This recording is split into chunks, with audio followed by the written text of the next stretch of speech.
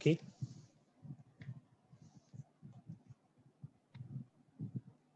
Alright, Bismillahirrahmanirrahim. Assalamualaikum warahmatullahi wabarakatuh. Terima kasih sekali lagi, thank you very much kepada EduSpace kerana sekali lagi menyediakan platform untuk perkongsian. Dan perkongsian kita ni perkongsian menjuruskan lebih kepada pelajar-pelajar SPM, tapi sebenarnya dia boleh digunakan untuk semua individu-individu untuk kita melihat sesuatu perkara itu yang berada di depan kita dengan pandangan yang kita panggil positif supernova.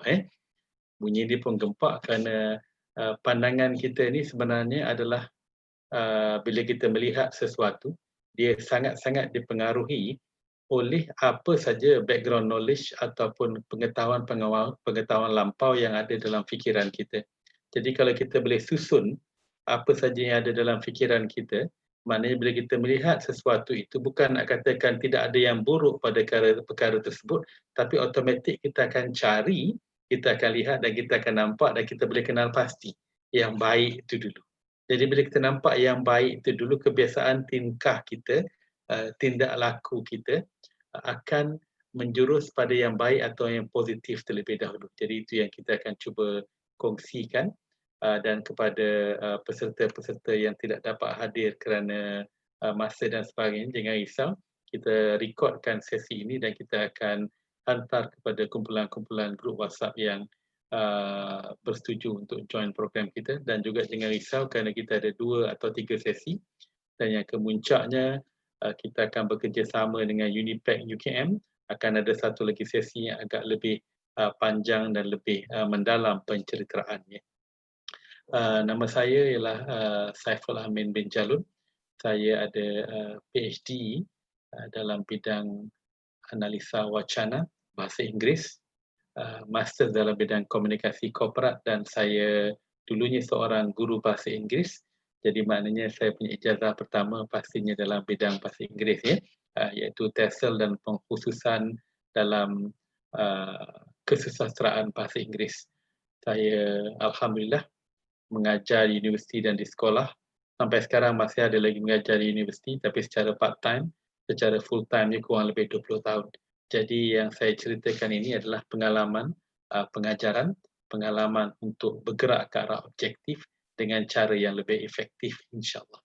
Jadi izinkan saya untuk berkongsi skrin kurang lebih program kita ini agar kita boleh meneruskan perjuangan perkongsian di dalam waktu sedikit cabaran menghadapi MCO ini.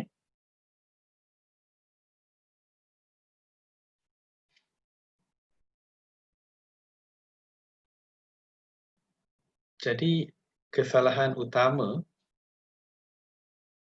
apabila kita nak bergerak ke depan ialah bila kita tidak tahu kita nak bergerak ke mana. Walaupun dari erti kata banyak orang sebut perkataan visi ini, sebenarnya visi ini tidak tertakluk pada satu organisasi yang besar, tidak semestinya satu syarikat yang besar. Setiap orang perlu ada visi. Malah visi nak turun dari tingkat kedua rumah, nak turun ke tingkat satu, kena ada visi. Nak turun tu kenapa? Jadi macam saya, insyaAllah nanti bila program ni habis, target utama saya, visi saya ialah benda yang saya nak ialah saya nak turun ke bawah makan tom yum yang mak mentua saya dah masakkan. Jadi itu visi saya untuk ketika itu. Jadi kalau itu visi saya untuk makan tom yum tu, perkara yang saya lakukan untuk memastikan saya dapat makan tom yum, yang itu ialah visi, misi. Jadi misi inilah perkara yang kita lakukan untuk mencapai visi. Jadi kalau saya nak makan tom yum tu, maknanya saya kena turun daripada tingkat 2 untuk ke bawah. Kerana apa? Kalau saya nak minta mak mentua saya naik ke atas hantar, nombor 1 kurang ajar namanya, suruh mak mentua nak hantar. Dan kedua, mak mentua saya ada sedikit masalah sakit lutut. Jadi masak tu dia kira habis bagus dah. Jadi kalau nak minta suruh dia naik ke atas, maknanya kemungkinan benda yang saya nak lakukan itu akan mengganggu gugat pergerakan cita-cita saya untuk mencapai visi saya tadi, kemahuan saya tadi untuk makan tom yum daging yang mak mentua saya dah buat. Jadi di dalam kaitan kehidupan ni, keseluruhan kehidupan kita perlu bervisi, dan yang kita nak cek, periksa nilai ialah adakah benda yang kita lakukan itu membantu kita mencapai visi kita. Jadi kalau kita nombor 1 benda yang kita lakukan tak ada kena-mengena dengan apa yang kita nak capai, maknanya automatik benda yang kita jalankan itu adalah benda yang sia-sia. Kadang-kadang juga terdapat benda yang kita nak lakukan untuk mencapai visi itu pula ada terhalang oleh cabaran-cabaran. Jadi bila ada cabaran-cabaran, namanya benda yang kita nak lakukan itu adalah benda yang betul, tapi mungkin sedikit ada perlu alteration atau perubahan, ataupun kita kena atasi cabaran tersebut supaya kita boleh menjalankan misi atau perkara-perkara yang kita lakukan untuk mencapaikan visi itu dengan lebih baik. Tetapi syarat utamanya ialah kehidupan kita perlu menjadi kehidupan yang bervisi. Nampak apa benda yang kita mahukan agar sebarang cabaran yang datang yang menghalang kita dari menjalankan rancangan-rancangan kita di bawah ruang lingkup misi itu, kita mempunyai kekuatan mental yang boleh menolak, yang boleh membantu fizikal kita mengatasi cabaran-cabaran lantas menyelesaikan misi untuk mencapai visi tersebut. Jadi ini yang kita nak kongsikan. Kalau dari segi seorang pelajar lah kalau visi kita, saya tak letakkan visi terlampau banyak A, kita ambil contoh yang mudah, kita ambil A saja Kalau visi kita nak 5A atau kita punya visi nak 2A, maknanya misi, benda yang kita lakukan ini harus cukup untuk mencapai 2A atau 5A itu. Jadi kalau kita katakan contoh jam pembelajaran contohnya, kita rata-rata tahu orang yang dapat 2A ni dia kena belajar 90 minit sehari. Maknanya itu perlu dilakukan dengan secara seefektif yang boleh. Kalau kita nak beli MyV contohnya, harga MyV ialah RM55,000. Jadi kita kena set target. Kalau kita nak beli MyV itu secara cash dalam masa 5 bulan, maknanya setiap bulan kita kena ada RM11,000 untuk nak bayar RM55,000. Kita tak ambil loan kita nak bayar secara cash. Target kita, visi kita nak beli MyV harga RM55,000.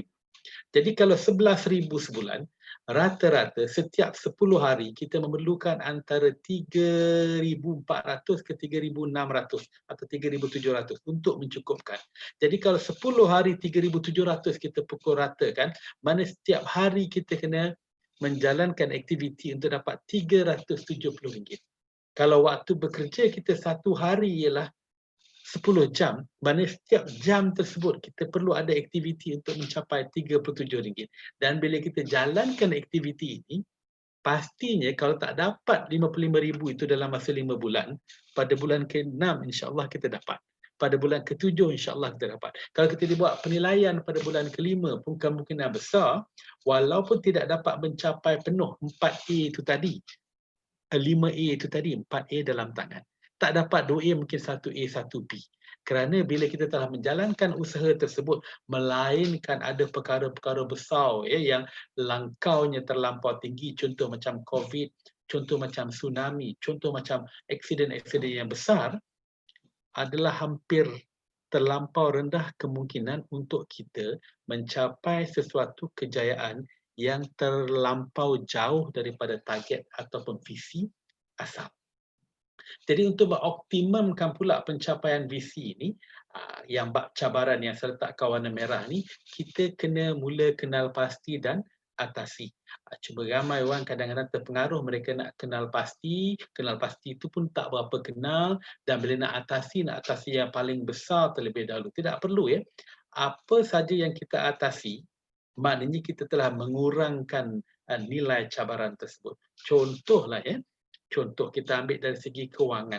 Katakanlah saya perlu untuk memenuhi pembelajaran saya sebagai seorang trainer yang full time tidak ada bergaji tetap, tidak ada allowance tetap, sumber-sumbernya semua dia berbentuk part time ataupun project based. Maknanya ada program baru saya dapat bayaran.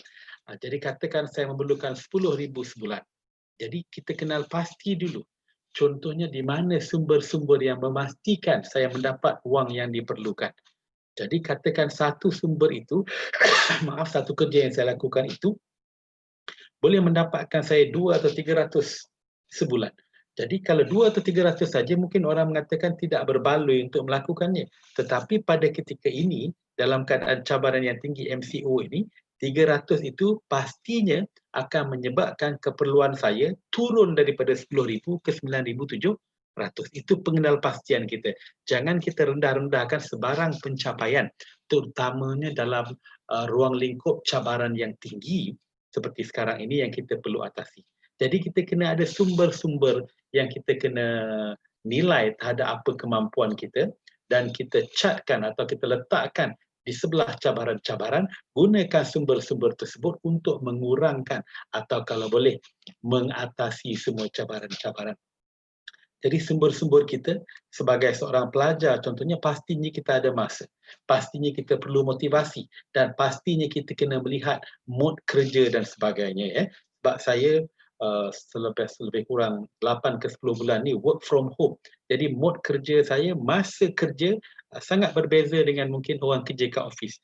Saya punya waktu kerja biasanya selepas subuh saya dapat spend antara 30 ke 45 minit untuk melakukan sesuatu.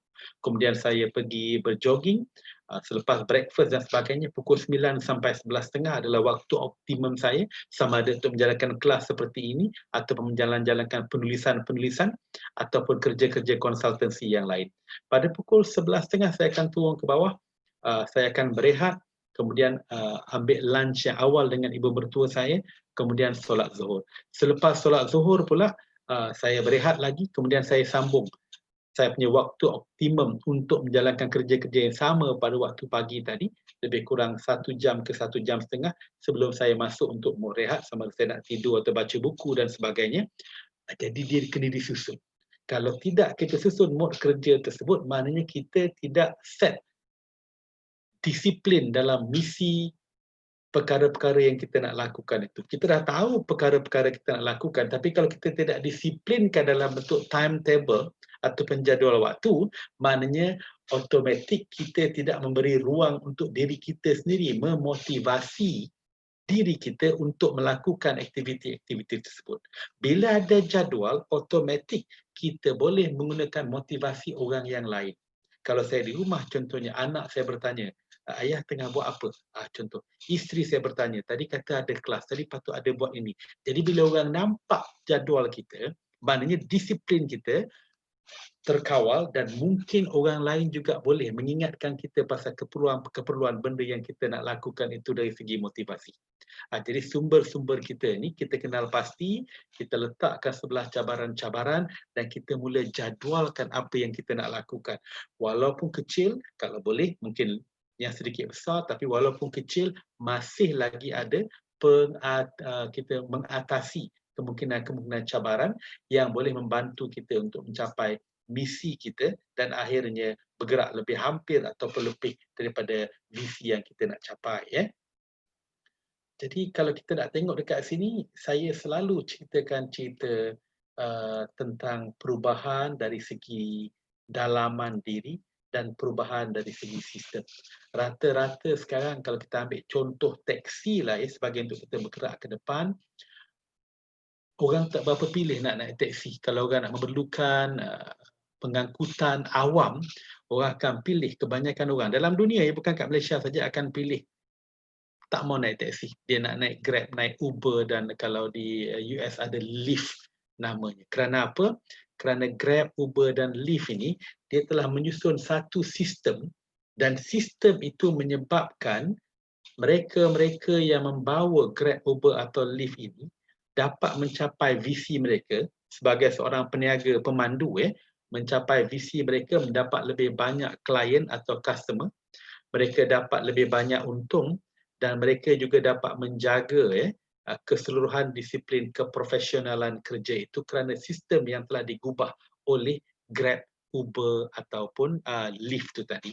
Jadi kalau cerita taksi ni macam mana perubahan yang kita nak lakukan? Nombor satu, pasal tu saya ingatkan tadi awal-awal, walaupun mungkin impak perubahan yang kecil yang kita lakukan itu tidak nampak begitu besar, tetapi syarat pertama perubahan ialah kita kena ada titik permulaan perubahan tersebut. Jadi saya bawa cerita ni yang saya telah dengar bertahun-tahun dulu seorang pembawa taksi di Mumbai, India. Macam mana dia menjalankan perniagaan taksinya walaupun dia tidak diberikan sistem susunan seperti Grab, Uber ataupun Lyft, tetapi daya sendirinya membantu dia membuatkan satu sistem perniagaan yang menyebabkan taksi beliau menjadi pilihan. Jadi ada satu klien yang tiba di airport Mumbai. Jadi ketika itu sistem taksi di Mumbai tidak begitu tersusun seperti di KLIA ataupun di lapangan-lapangan terbang lain di Malaysia. Mana kita boleh pilih taksi mana kita nak naik. Jadi perebutan berlaku. Tetapi pelancong ini, klien kemungkinan, dia nampak seorang yang berpakaian begitu kemas.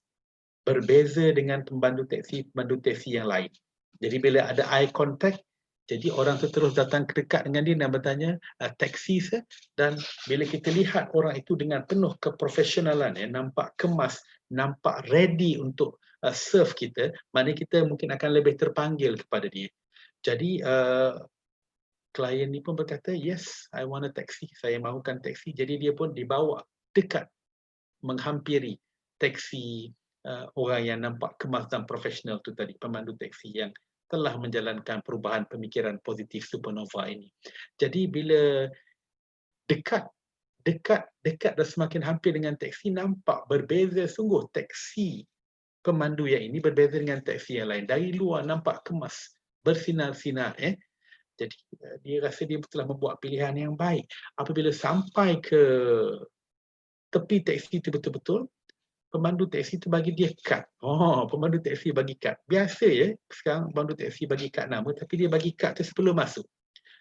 Kat dalam kad tu ada nama dia, ada visi dan misi. Nampak pentingnya visi dan misi. Visi dia mudah, visi dia untuk menjadi pemandu pilihan ramai. Dan misi dia lah untuk nak bawa dia punya klien ke tempat tujuan dengan kadar cepat, selamat dan selesa. Nampak? Dia nak pemandu pilihan ramai. Jadi kalau dia nak jadi pemandu pilihan ramai, dia bawa orang ke tempat yang dituju cepat, pemandu pilihan ramai. Selamat, pemandu pilihan ramai, dan juga selesa, pemandu pilihan ramai. Jadi yang nak naik tu pun dia rasa hebat betul lah punya pemandu ni. Kemudian dia pun buka boot belakang untuk letakkan beg-beg dekat belakang. Dia lagi terkejut sebab tengok bahagian boot belakang tu lagi kemas daripada luar. Maknanya luar dalam taksi tu kemas sekali. Jadi dia pula dibukakan pintu nak masuk ke dalam. Bila dah masuk ke dalam, nak masuk tu pun nampak wow, di dalam pun sangat-sangat kemas, sangat-sangat bersih.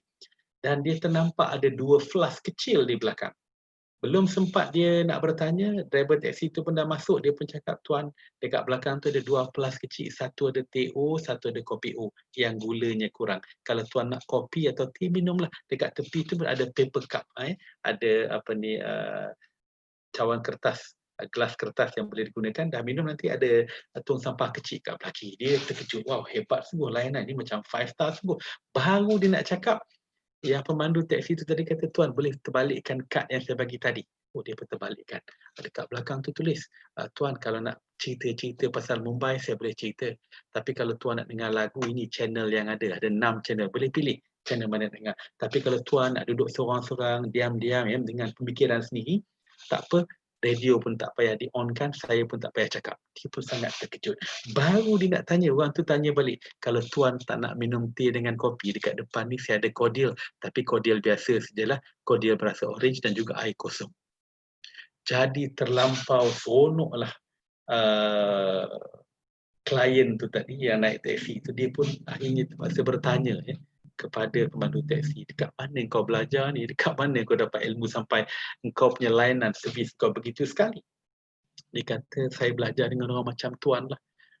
Lebih kurang 2 tahun sudah ada satu klien yang datang, dia minta saya bawa ke satu hotel dan dia suruh saya jangan pergi mana-mana, tunggu sebab apa, dia jenis touchdown pagi kapal terbang, petang dia nak keluar.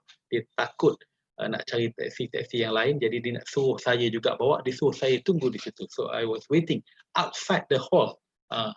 Dan saya dapat dengar, dalam tu adalah satu sesi motivasi perubahan tu tadi.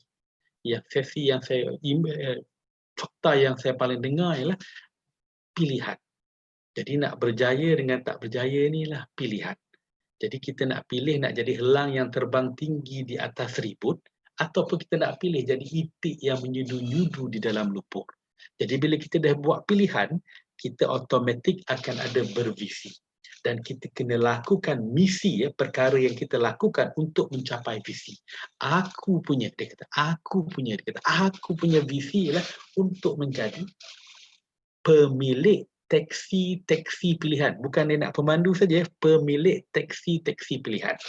Jadi kalau aku nak jadi terpilih, kalau macam ni lah pakaian aku ketika itu comot ni, tidak begitu kemas, tidak begitu bersih, bau-bau pun ada. Jadi pertamanya aku kena bersihkan teksi aku. Duit nak polish tak ada, tapi kurang-kurang kena bersih.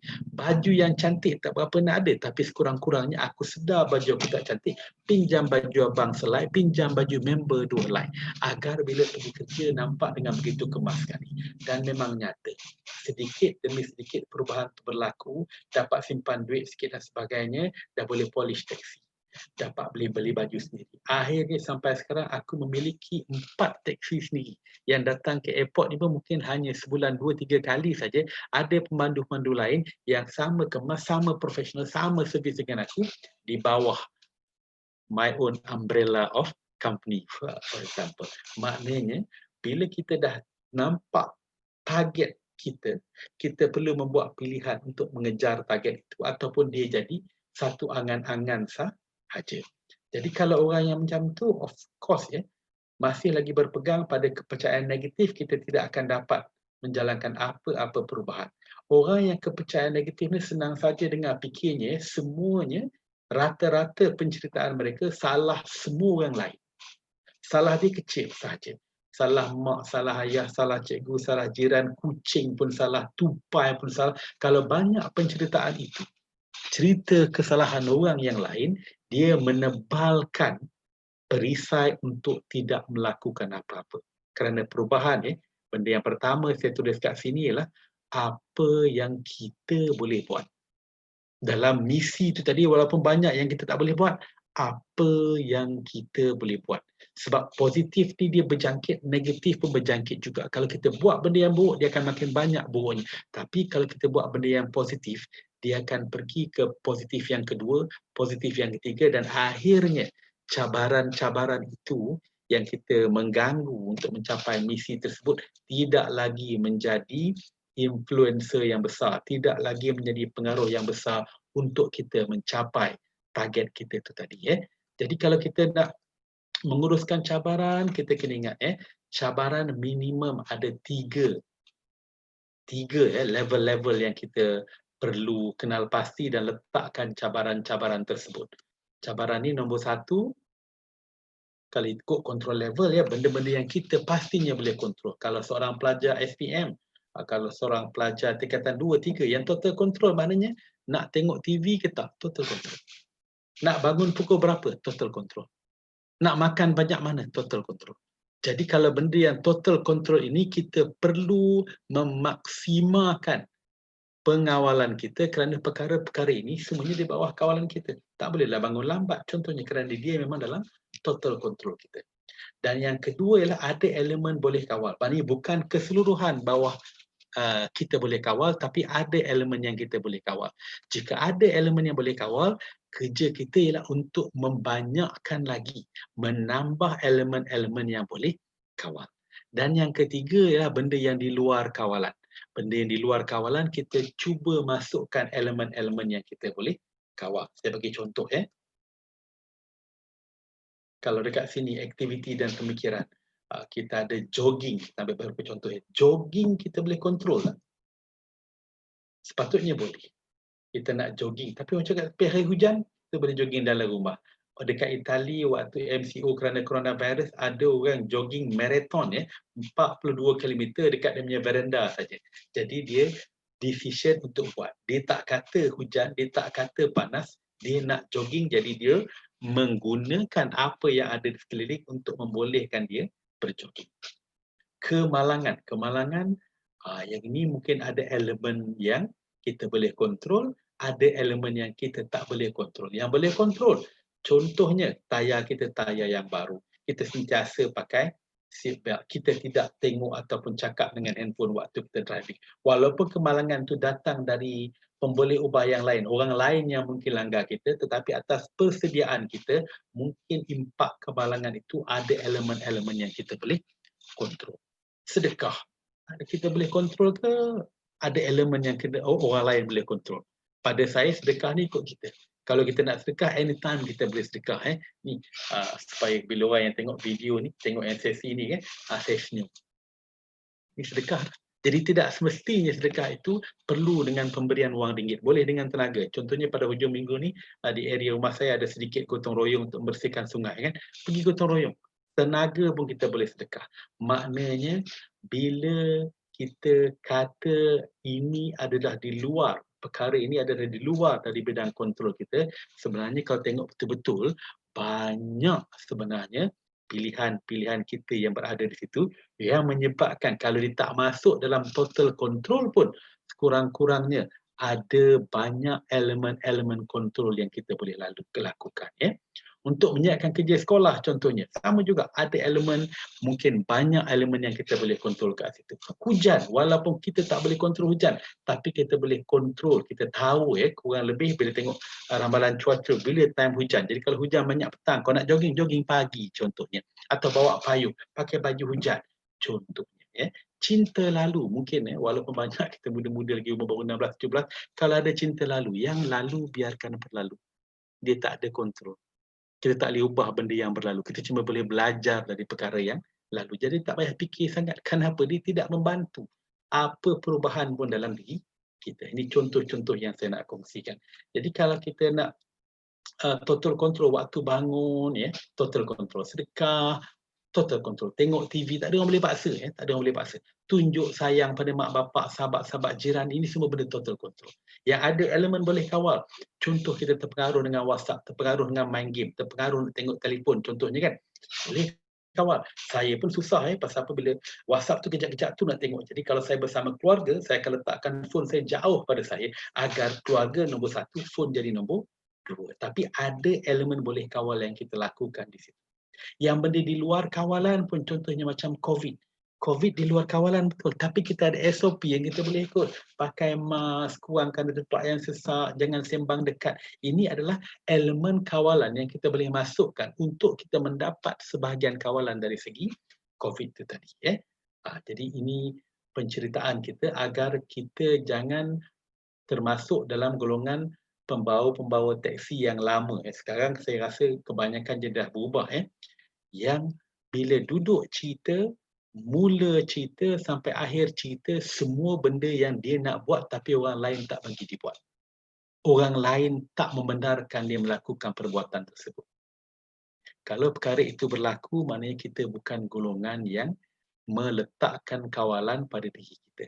Setelah kita letakkan kawalan pada diri kita, barulah kita kata kita tawakal kerana kita telah menjalankan apa yang boleh kita lakukan. Banyak yang kita boleh lakukan. Di Sierra Palestin tengah perang tapi kalau orang Malaysia nak tolong, ada aman Palestin lah, ada bantu Syria. Kalau nak tolong dan buat keputusan untuk tolong, akan ada banyak cara-cara yang timbul, yang menjelma di depan kita untuk menjalankan perkara pertolongan tersebut.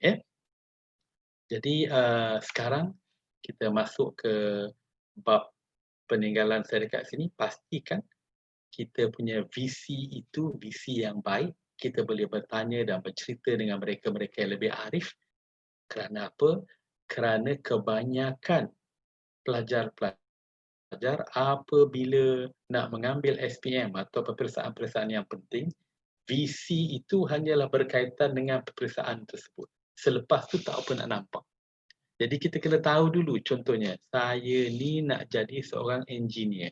Jadi kalau engineer, apa yang penting dekat mana saya nak pergi ambil degree saya. Dan bila dapat degree ni, bila ambil engineering ni kan, nak jadi civil engineer ke, nak jadi electrical engineer ke, berapa kemungkinan gaji dia orang, dekat mana saya nak kerja. Lagi besar, lagi terang kita nampak visi tu, lagi kuat kita boleh mendorong kita untuk menjalankan misi. 5A, 7A, 8A, 10A itu adalah visi yang kecil untuk mencapai visi utama dalam kehidupan. Jadi kalau guru-guru contohnya, kalau mak bapak contohnya, jangan diletakkan tu dapat 8, 10, 20A itu sebagai visi kita. Itu just a vehicle. Kita kena mula dan diri kita kena mula melukis supaya kita nampak kalau aku dapat ini, aku akan boleh belajar dekat UPM, aku boleh belajar dekat USM, inilah nama fakultinya, inilah nama subjek-subjek yang kena ambil, itulah kerja-kerja kemungkinan yang aku akan lakukan dan mungkin juga aku boleh berniaga, buka perniagaan atas kemampuan ni tadi. Jadi bila makin besar kita nampak profit ataupun kita nampak keberuntungan yang kita boleh dapat, jadi dia boleh mendorong kita melakukan melakukan misi lebih deras, lebih pantas, lebih cekal untuk mencapai visi tadi.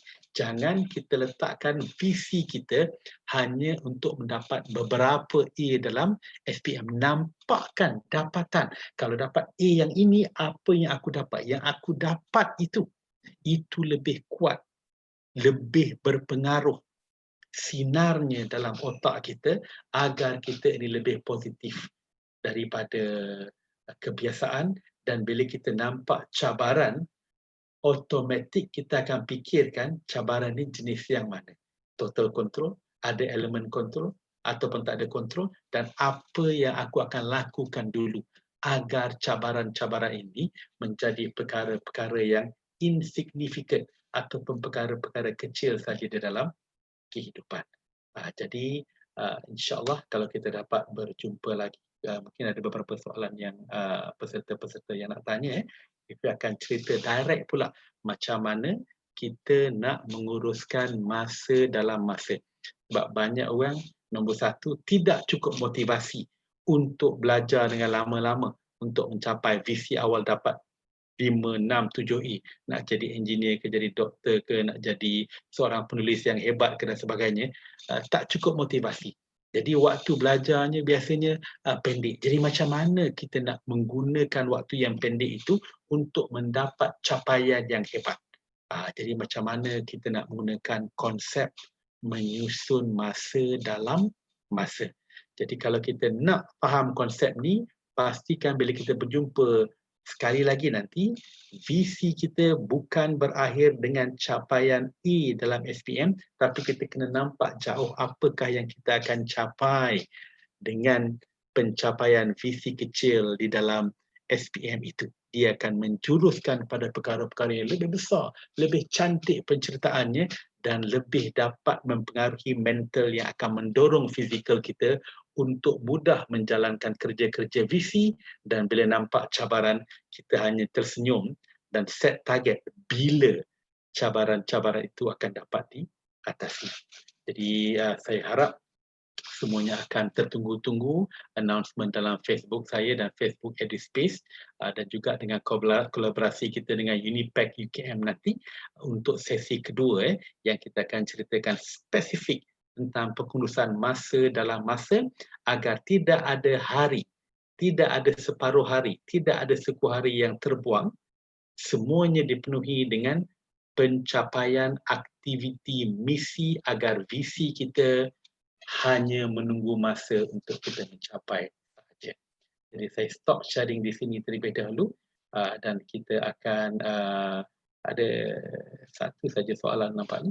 Jadi soalan dekat sini untuk dari segi motivasi, oh ini soalan yang semalam ya. Untuk motivasi ni kadang-kadang kita boleh motivasi diri kita sendiri, tapi kalau di kita sendiri kadang-kadang tak cukup sebab ada banyak godaan. Jadi pasal tu kena ada jadual waktu tu tadi, dan jadual waktu kalau orang kerja contohnya kena ada jadual kerja, kena dimaklumkan pada orang lain. Ada saya teringat tok guru saya nama dia Tuan Haji Yaakob Ibrahim, dia dulu seorang pensyarah di Graduate School of Management di UPM. Dia bagi tahu ramai orang yang dia nak translate satu yang buku tebal nak translate buku yang tebal bukanlah benda yang sana. Dia bagi tahu banyak orang. Jadi banyak orang tanya dia. Akhirnya dia terlampau banyak tanyaan tu mendorong dia menyiapkan translation itu penterjemahan itu dengan lebih cepat. Sebab kadang-kadang kita sendiri tak mampu mendorong kita perlu orang lain. Tapi kalau kita tak ada jadual, tak ada cerita, orang tak tahu apa visi kita, apa perkara yang kita perlu lakukan, macam mana orang nak dorong kita? Jangan cakap orang nak dorong, mungkin orang rasa tak seronok pun nak cerita dengan kita, kena nampak sangat kita tidak ada apa-apa yang kita nak setkan dari segi pencapaian kita. Jadi saya nak akhiri juga, kecuali kalau Encik Syihan ada soalan dan sebagainya, saya nak akhiri dengan kefahaman utama, setting program kita yang ini ialah A dalam SPM itu bukan visi kita. A dalam SPM itu hanya sebagai pembuka pintu saja. Mula tengok di mana kita akan berada. Selepas kita mendapat A yang kita dah setkan dalam kita punya visi itu tadi. Jadi kalau kita ada nampak lebih tegang, contohnya ya, saya ambil contoh yang benda yang biasanya budak-budak umur 16, 17 dan sebagainya, mungkin dah ada dalam fikiran mereka. Saya telah beristeri dan isteri saya sangat cantik. Ya. Ketika saya nampak dia, dan saya tahu berapa hantaran yang saya perlu simpan untuk berkahwin dengan dia, saya sanggup bekerja siang dan malam, contohnya. Sebab nampak. Dan itu jugalah sebab ramai orang kurang ibadahnya kerana apa? Tidak dapat membayangkan keuntungan syurga dan ketakutan pada neraka tersebut. Kalau kita nampak keuntungan syurga, pastinya kita akan bekerja-kerja untuk melakukan jemaah, kita akan bekerja-kerja melakukan ibadah. Kerana itu gambaran tersebut tidak boleh berhenti dengan capaian A di SPM saja. Terima kasih. Wabillahi taufiq wal hidayah. Wassalamualaikum warahmatullahi taala wabarakatuh.